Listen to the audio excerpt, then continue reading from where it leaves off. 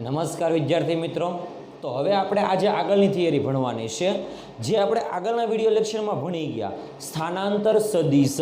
અને ત્યારે મેં કીધેલું કે સ્થાનાંતર સદિશનો ઉપયોગ કરીને આપણે આગળના વિડિયો લેક્ચર ભણવાનો છે। તો આ વિડિયો લેક્ચરમાં આપણે શું ભણવાનું છે તો કે સમતલમાં જે પદાર્થ ગતિ કરે છે ને, તો સમતલમાં ગતિ કરતા પદાર્થના વેગ વિશેની માહિતી આપણને મેળવવાની કીધેલી છે। એટલે આજના વિડિયો લેક્ચરની થિયરી આઈએમપી થિયરી થશે કે સમતલમાં થતી ગતિ માટે વેગ સમજાવો। આપણે આગળના પાઠમાં સુરેખ પથ પર ગતિ નામના પાઠમાં વેગ ભણી ગયા। વેગ એટલે આપણી પાસે સૂત્ર હતું, વ્યાખ્યા હતી, એકમ સમયમાં થયેલા સ્થાનાંતરને કહેવામાં આવે પદાર્થનો વેગ। તો આપણે પહેલા વેગ વિશે વાત કરી લઈએ કે વેગ એટલે શું। તો કે વેગ એટલે એકમ સમયમાં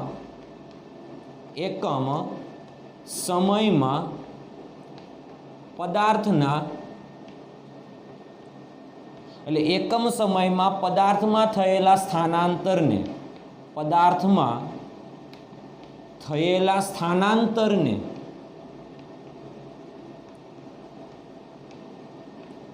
શું કહેવામાં આવે તો કે પદાર્થનો વેગ કહેવાય છે। ખ્યાલ આવ્યો આ વસ્તુમાં? એકમ સમયમાં સ્થાનાંતરને એટલા માટે આપણે વ્યાખ્યા આવી રીતે લખી શકાય સરેરાશ વેગની। ઓકે, વેગ બે રીતે હોઈ શકે, સરેરાશ પણ વેગ હોય અને તત્કાલીન પણ વેગ હોય। આપણે પહેલા સરેરાશ વેગ વિશે ભણીશું અને આના પછીના વિડિયો લેક્ચરમાં તત્કાલીન વેગ ભણવાનું છે। એટલે આપણે સરેરાશ વેગનું પહેલા સૂત્ર લખી દઈએ। સરેરાશ વેગ ઇઝ ઇક્વલ ટુ સ્થાનાંતર ના છેદમાં સમયગાળો। ઓકે, વેગ આપણને ખબર છે સદિશ રાશિ છે, એટલા માટે આપણે સરેરાશ વેગને જો સદિશ સ્વરૂપે દર્શાવવું હોય તો વેગની સંજ્ઞા ઉપર તીર મૂકવામાં આવે છે અને સરેરાશ હોવાને કારણે એને કોણિયા કૌંસમાં પણ દર્શાવી શકાય છે, ખાસ યાદ રાખજો। ઓકે, ઇઝ ઇક્વલ ટુ સ્થાનાંતરને આપણે આગળના વિડિયો લેક્ચર પ્રમાણે સંજ્ઞા આપેલી ડેલ્ટા સદિશ આર છેદમાં સમયગાળાને સંજ્ઞા આપેલી ડેલ્ટા ટી। એટલા માટે આપણું સરેરાશ વેગનું સૂત્ર બને ડેલ્ટા સદિશ આરના છેદમાં ડેલ્ટા ટી। ખ્યાલ આવ્યો? આ આપણને મળી ગયું સરેરાશ વેગનું સૂત્ર। ઓકે, ચાલો હવે ખાસ ધ્યાન આપજો, વેગ કઈ દિશામાં હોય આના ઉપરથી ખબર પડે કે વેગ એ સ્થાનાંતરના ફેરફારની દિશામાં, સ્થાનાંતરના ફેરફારની, સ્થાનની નહીં, સ્થાનાંતરના ફેરફારની દિશામાં। એટલા માટે આપણે કહી શકાય કે વેગ એ સદિશ રાશિ છે, વેગ એ સદિશ રાશિ છે।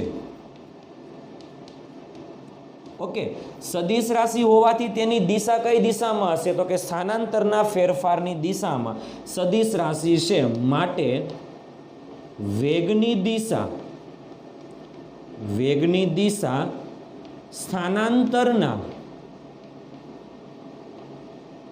સ્થાનાંતરની દિશામાં હોય છે। ઓકે, ખાસ યાદ રાખજો, સ્થાનની દિશા નહીં, સ્થાનમાં થયેલો ફેરફાર એટલે એને કહેવામાં આવે સ્થાનાંતરની દિશામાં હોય છે। એટલે આ વસ્તુ તમારે ખાસ યાદ રાખવાની છે કે વેગ સદિશ રાશિ છે, માટે એની દિશા સ્થાનાંતરની દિશામાં હોય છે। એટલે આ કોન્સેપ્ટને પણ તમારે બરાબર રીતે તૈયાર કરવાનો છે। વેગનો એકમ આપણને ખબર છે, સ્થાનાંતરનો એકમ મીટર, સમયનો એકમ સેકન્ડ, માટે કહી શકાય કે વેગનો એકમ સરેરાશ વેગ હોય કે તત્કાલીન વેગ હોય તો સરેરાશ વેગ અથવા આપણે એને કહી શકાય કે વેગનો એકમ કયો છે? મીટર પર સેકન્ડ છે। પારિમાણિક સૂત્ર લખવું હોય તો અંતરનું પારિમાણિક સૂત્ર L1, સમયનું પારિમાણિક સૂત્ર T1, માટે કહી શકાય કે વેગનું પારિમાણિક સૂત્ર એને કહેવાય વેગનું પાસું। દળ હોતું નથી એટલે m0 L1 T-1, એટલે આ મળી ગયું આપણને વેગનું પારિમાણિક સૂત્ર। આ બધી વસ્તુ આપણે આગળના પાઠમાં ભણીને આવી ગયા છીએ, પરંતુ અહીંયા આગળ આપણે સમતલમાં ભણવાનું છે। એટલે હવે ખાસ આકૃતિ ઉપરથી હું સમજાવું છું, તેના ઉપર ખાસ ધ્યાન આપજો। માની લો કે આ y અક્ષ છે અને આ x અક્ષ છે। આ y અક્ષ કહી દઈએ આને, અને આને આપણે x અક્ષ કહી દઈએ। બંને ભેગા થાય ત્યાં આપણે ઉગમ બિંદુ O કહી દઈએ। ઓકે, હમણાં આપણે આગળના વિડીયો લેક્ચર પ્રમાણે કીધેલું તે પ્રમાણે કોઈ કણ છે, ખાસ ધ્યાનથી જોજો, એ કણ આ રીતે ગતિ કરે છે, માની લો. ઓકે, એટલે આ માર્ગ ઉપર ગતિ કરે. પ્રારંભમાં એનો સ્થાન જે છે કણનો, એ પ્રારંભમાં કણ અહીંયા છે. ઓકે, તો એ કણનો સ્થાન સદિશ કે જેને આપણે કીધેલું કે સદિશ આર. ઓકે, ટી બરાબર કયા સમયે? ટી સમયે. એટલે ખાસ ધ્યાનથી જોજો, આ પી બિંદુએ ટી બરાબર કેવા સમયે? તો કે ટી સમયે. ટી બરાબર ટી સમયે. ઓકે, ચાલો, અમુક સમય બાદ કણ આગળ જાય છે, માની લો કે અહીંયા જાય. ઓકે, કયા બિંદુએ? તો આપણે કહી દઈએ તેને પી ડેશ બિંદુએ. તો ટી બરાબર કયા સમયે? તો કે ટી ડેશ સમયે. તો અહીંયા આગળ લખી શકાય ટી બરાબર ટી ડેશ સમયે. ઓકે, ચાલો, કણનો સ્થાન સદિશ કેટલો હશે? તો કે કહી શકાય કે સ્થાન સદિશ આર ડેશ સદિશ છે. ઓકે, હવે ખાસ ધ્યાન આપજો. માની લો કે સ્થાનાંતર સદિશ હું આ દિશામાં દોરું છું, પ્રારંભિક સ્થાન સદિશથી અંતિમ સ્થાન સદિશની દિશામાં. જો ખાસ ધ્યાનથી. ઓકે, ચાલો, આને હું કહી દઉં કે સ્થાનાંતર ડેલ્ટા આર સદિશ. ઓકે, સ્થાનાંતર ડેલ્ટા આર સદિશ. સ્થાનાંતર એટલે આપણે કીધેલું કે અંતિમ સ્થાન માઇનસ પ્રારંભિક સ્થાન. આ દિશામાં જ કેમ દોર્યો એના વિશે ખાસ ધ્યાન આપજો. હું અહીંયા આગળ બીજી આકૃતિ દોરીશ, ત્યારે તમને ખબર પડશે કે સ્થાનાંતર સદિશ આ દિશામાં દોરવો કે આ દિશામાં દોરવો. કારણ કે સ્થાનાંતર એ સદિશ રાશિ છે. ઓકે, એટલે ખાસ ધ્યાનથી જોજો. એમાં આપણે આગળના વિડીયો લેક્ચરમાં જે સદિશોના સરવાળા માટે, બાદબાકી માટે જે ત્રિકોણની રીત જોઈ ગયા ને, એનો ખાસ ઉપયોગ થશે. એટલે બરાબર આઈડિયા વાપરજો. હું તમને હમણાં શીખવાડીશ. પરંતુ પહેલાં આપણી પાસે સૂત્ર હતું કે સ્થાનાંતર સદિશનું સૂત્ર શું હતું? તો delta R is equal to, સૂત્ર હતું અંતિમ સ્થાન સદિશ આર ડેશ માંથી પ્રારંભિક સ્થાન સદિશ આર બાદ કરી દેવાનું. ઓકે, ચાલો, આ સૂત્ર હતું. આ સૂત્રમાં આર જે છે ને એને સામે લઈ લો તો પ્લસ થઈ જશે. એટલા માટે જો આર ડેશ સદિશને સૂત્રનો કરતા બનાવવો હોય, મારો હેતુ શું છે કે આપણે આ દિશામાં સ્થાનાંતર સદિશ કેમ દોર્યો તે તો બરાબર ધ્યાન આપજો. ચાલો, તો આપણે કહી શકાય કે સ્થાન સદિશ R dash is equal to delta સદિશ આર પ્લસ સદિશ આર. ઓકે, તો આનો મતલબ એવો થાય કે સ્થાન સદિશ આર ડેશ એ ડેલ્ટા આર અને આરના સરવાળા જેટલો છે. ખ્યાલ આવ્યો? એટલે આ પરિણામી સદિશ કહેવાય. તો આ બંને સદિશોના સરવાળા જેટલો થાય. ખ્યાલ આવ્યો? તો આપણે એવું માનવાનું કે આ બંને સદિશો જો આપણી પાસે હોય તો આપણે શું કરવાનું? તો કે આ બંને સદિશોનો સરવાળો આના જેટલો થવો જોઈએ. ખ્યાલ આવ્યો? તો એના માટે આપણે આગળના વિડીયો લેક્ચરમાં સદિશોના સરવાળા અને બાદબાકી માટેના નિયમો આપણે ભણાવેલા. ખાસ ધ્યાનથી જોજો. ઓકે, એ જ કોન્સેપ્ટ. એટલે આમાંથી નવી આકૃતિ હું અહીંયા દોરું છું. ખાલી જસ્ટ સામાન્ય માહિતી છે કે આ સ્થાન સદિશ આ દિશામાં શા માટે દોર્યો એના વિશેની. ખાસ ધ્યાનથી જોજો. ઓકે, એટલે આગળ તમને અન્ય જ્યારે આવી આકૃતિ હોય ત્યારે બરાબર આઈડિયા આવી શકે. ઓકે, ચાલો જુઓ. આપણે કીધેલું તે પ્રમાણે એક્સ અક્ષ, આને આપણે વાય અક્ષ કહીએ, આને આપણે એક્સ અક્ષ કહીએ. આ ઉગમ બિંદુ ઓ છે. હવે ખાસ ધ્યાન આપજો, એક સદિશ આ દિશામાં છે. કયો સદિશ? આર સદિશ. ઓકે, બીજો સદિશ આ દિશામાં છે, પરિણામી સદિશ છે, પરંતુ અત્યારે આપણે ખાલી કહી દઈએ બીજો સદિશ આ દિશામાં છે. કયો સદિશ? ડેલ્ટા આર સદિશ. ઓકે, અને એક સદિશ આ દિશામાં છે. કયો સદિશ છે? તો કે આ સદિશ આર ડેશ. ઓકે, ચાલો જુઓ. આ સદિશના મુખ ઉપર આ સદિશનું પૂછ, એટલે આ સદિશના પૂછથી આ સદિશના મુખના સદિશને કહેવાય પરિણામી સદિશ. ઓકે, એટલે તમે આકૃતિ ઉપરથી શું લખી શકો? ખાસ ધ્યાનથી જોજો. આકૃતિ ઉપરથી તમે એવું લખી શકો કે પરિણામી સદિશ R dash is equal to આ બંનેના સરવાળા જેટલું થાય. સરવાળામાં તો ક્રમનો નિયમ છે, એટલા માટે કહી શકાય કે આકૃતિ પરથી સદિશ R dash is equal to સદિશ આર પ્લસ ડેલ્ટા સદિશ આર. આવું લખી શકાય કે ન લખી શકાય? સરવાળામાં તો ક્રમનો નિયમ છે. ઓકે, એટલે આના ઉપરથી આ લખી શકાય, આના ઉપરથી આ લખી શકાય. એટલા માટે હવે ખબર પડી કે આ સદિશ આમ દોરવાનું કારણ શું.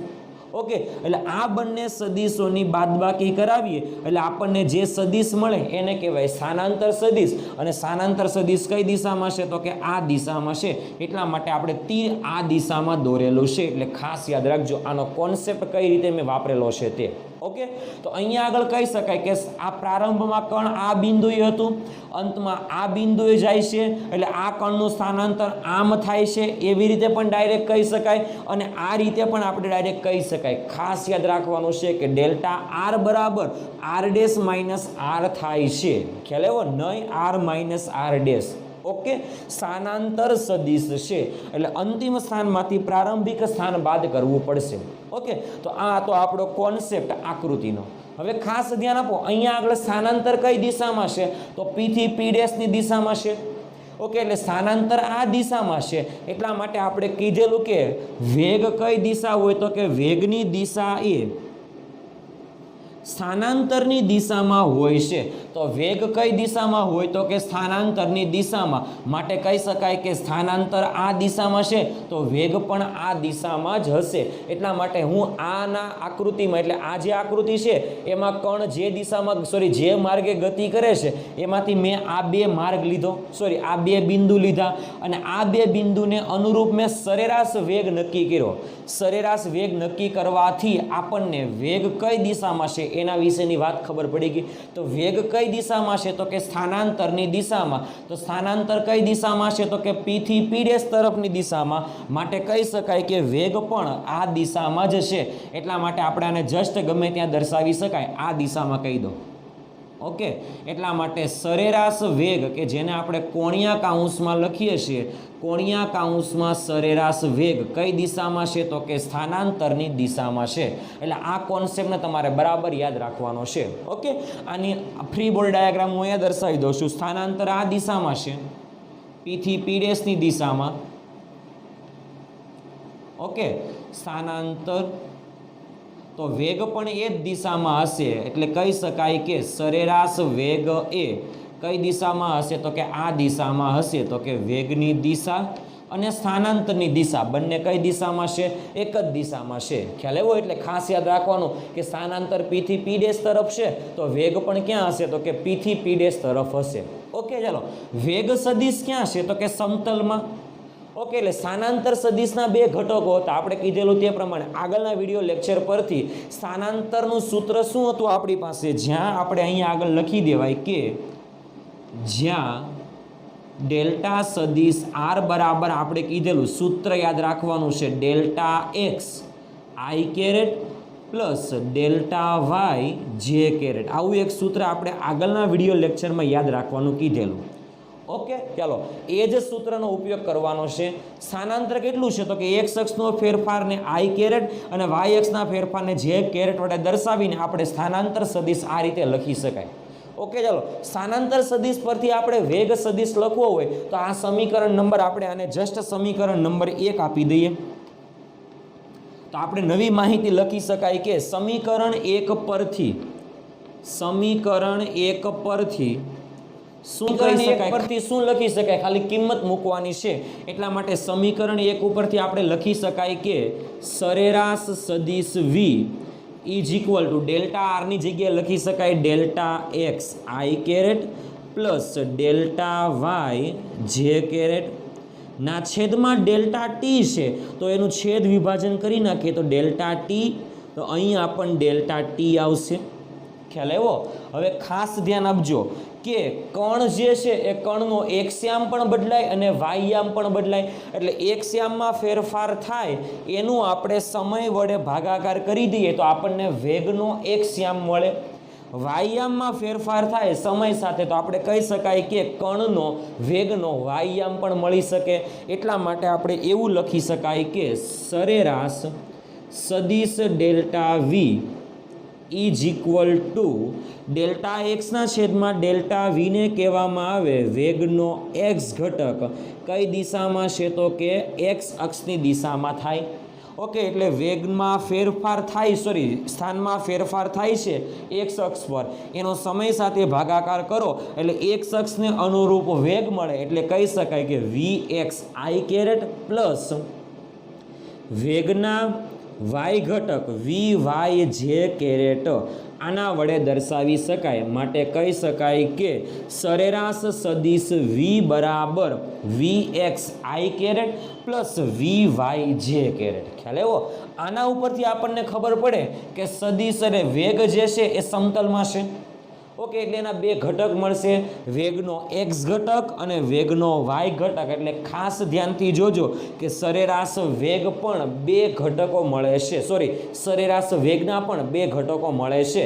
એક x અક્ષની દિશામાં વેગનો ઘટક અને એક y અક્ષની દિશામાં વેગનો ઘટક. એટલે કહી શકાય કે સરેરાશ સદિશ v is equal two x અક્ષની દિશામાં ઘટક VXI અને y અક્ષની દિશામાં વેગનો ઘટક VYJ. એટલા માટે કહી શકાય કે વેગના કેટલા ઘટકો છે? તો કે બે ઘટકો છે. વેગના બે ઘટકો છે, એક x અક્ષની દિશામાં ઘટક અને એક y અક્ષની દિશામાં ઘટક છે. ખ્યાલ એવો આ વસ્તુમાં વિદ્યાર્થી મિત્રો? ઓકે, તો આ તો આપણો આજનો વિડીયો લેક્ચર કે સમતલમાં થતી ગતિ માટે વેગ, એટલે કે પદાર્થ જ્યારે સમતલમાં ગતિ કરતો હોય ત્યારે એનો વેગ પણ સમતલમાં હોય. ઓકે, એટલે વેગ સમતલમાં હોય એટલે વેગમાં પણ બે ઘટક સદિશો આવે. એટલે વેગનો x અક્ષની દિશામાં ઘટક એને કહેવાય Vx અને વેગનો y અક્ષની દિશામાં ઘટક એને કહેવાય Vy. ખ્યાલ એવો આ વસ્તુમાં વિદ્યાર્થી મિત્રો? ઓકે, તો આ તો આપણો આજનો વિડીયો લેક્ચર સૌથી મોસ્ટ આઈએમપી વિડીયો લેક્ચર છે, એટલે ખાસ તમારે તૈયાર કરવાનો છે. ખ્યાલ એવો? આ સરેરાશ વેગ વિશેની વાત થાય છે. આપણે આગળના વિડીયો લેક્ચરમાં તત્કાલીન વેગ વિશેની પણ વાત કરવાની છે. સરેરાશ વેગ એટલે શું? તો કે સ્થાનાંતરના છેદમાં સમયગાળાના ગુણોત્તરને, મતલબમાં એવું પણ કહી શકાય કે સ્થાનાંતર અને સમયગાળાના ગુણોત્તરને કહેવામાં આવે સરેરાશ વેગ. તો આ માત્ર ને માત્ર સરેરાશ વેગની વાત થયેલી હતી. હવે આપણે આગળના વિડીયો લેક્ચરમાં તત્કાલીન વેગની વાત કરીશું. ખ્યાલ આવ્યો આ વસ્તુમાં વિદ્યાર્થી મિત્રો? ઓકે, તો આ તો આપણો આજનો વિડીયો લેક્ચર. ઓકે.